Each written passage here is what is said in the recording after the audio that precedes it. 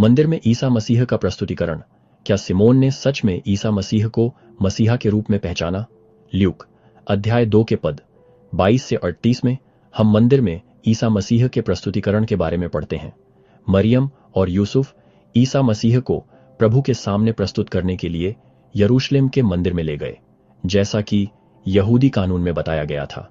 उस समय सिमोन, एक धार्मिक व्यक्ति जो इज़राइल के सांत्वना की प्रतीक्षा कर रहा था, मंदिर में था। पवित्र आत्मा ने उसे बताया था कि वह मसीहा को देखे बिना नहीं मरेगा। जब सिमोन ने मरियम और यूसुफ को बालक ईसा के साथ देखा, तो उसने तुरंत ही उसे वादा किए गए मसीहा के रूप में पहचान लिया।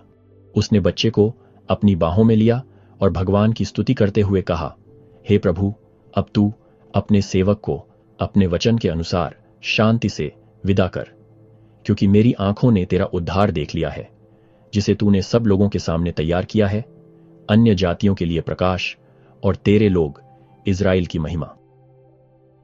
ईसा मसीह को मसीहा के रूप में सिमोन की पहचान किसी शारीरिक रूप या सांसारिक चिन्ह पर आधारित नहीं थी।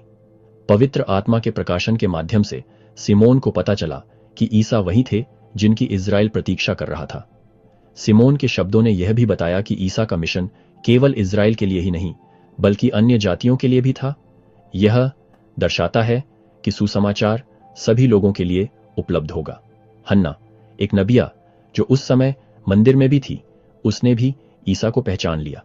उसने भगवान का धन्यवाद किया और बच्चे के बारे में उन सभी से बात की जो यरूशलेम के छुटकारे की तलाश में थे।